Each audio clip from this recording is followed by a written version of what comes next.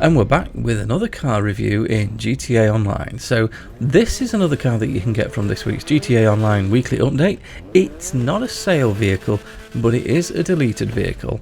Now the reason I've bought this car is because over the last couple of months, this car, or at least different versions of it, because there's a hardtop version and a softtop version, this is the third time, if memory serves, this is the third time it's been on offer. And I thought that was basically the gaming gods saying, buy the Grotti Stinger. So how can I argue with the gaming gods? So I went off and bought it. And my god, do I wish I hadn't. It's pretty obvious why this thing was deleted.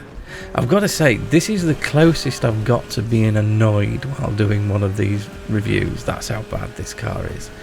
So, as I say, it's a deleted vehicle. You can pick it up from Simeon's this week.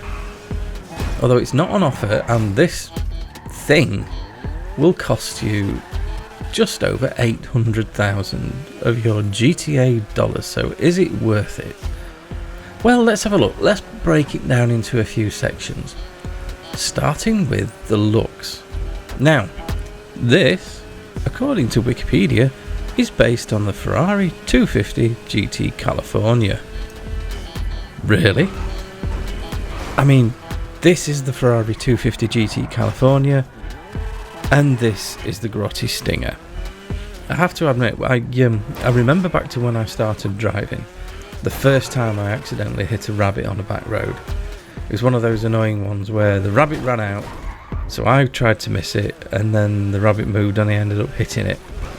That rabbit, with my tyre mark straight down the middle of its face, looked more like the 250 than this does. This looks like it was designed by a child after having the 250 described to them over text using only emojis. It's just absolutely terrible, and I don't understand why, because they can do this stuff. Rockstar can do this stuff so well. I mean, look at these from the sports classic category. You've got all of the coquettes, which are just fabulous. You've got some of the other Pegassis, some of the Toreros. They do, even the Casco. Now, I know what some people might be thinking, but this is an old car.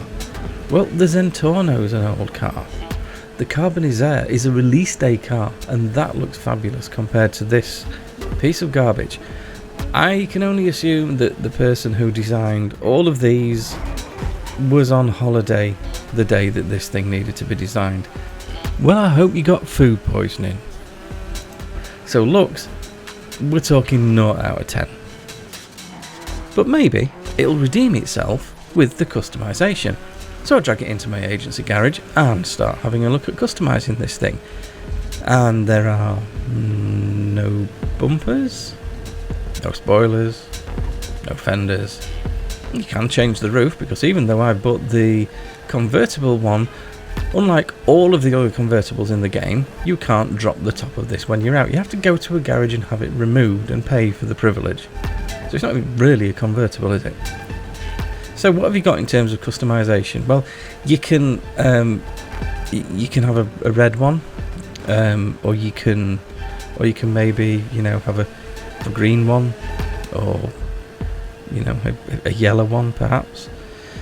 I picked a blue one. Yay! And that's it. That's your customization. So that's 0 for 2. Not even Meatloaf can save this car now, because of the 3 things I'm judging this on, 2 of them are awful. Shut it. Maybe there's hope for it yet. Maybe it redeems itself on the drive. Well, if you've been watching the video, you will see that it clearly does not redeem itself on the drive, because this thing drives terribly. It's really slow off the mark. It doesn't seem to have a great top speed. The handling is awful. It's one of those cars that seems to both understeer and oversteer at the same time.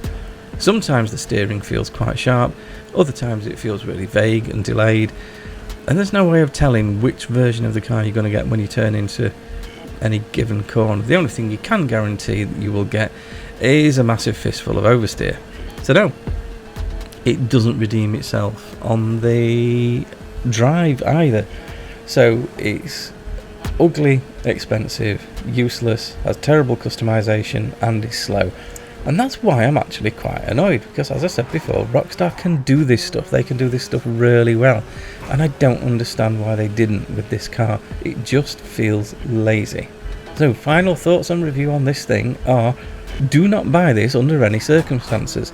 Even if you're trying to build a collection of all the deleted cars, I assure you, this is one you can live without. If you've got 800 grand burning a hole in your pocket this week in GTA Online, I would honestly say, go and buy a document forgery office.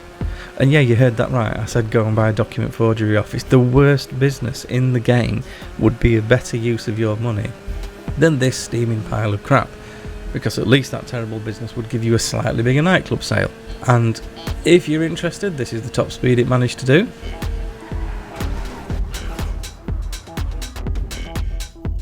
And here's the final time it did for the lap.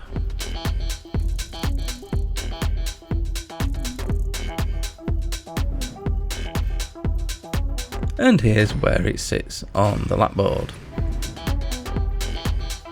So I hope that was useful, and I hope I've managed to talk you out of buying the Grotti Stinger if you were considering it. So take care of yourselves, and I'll see you all in the next one.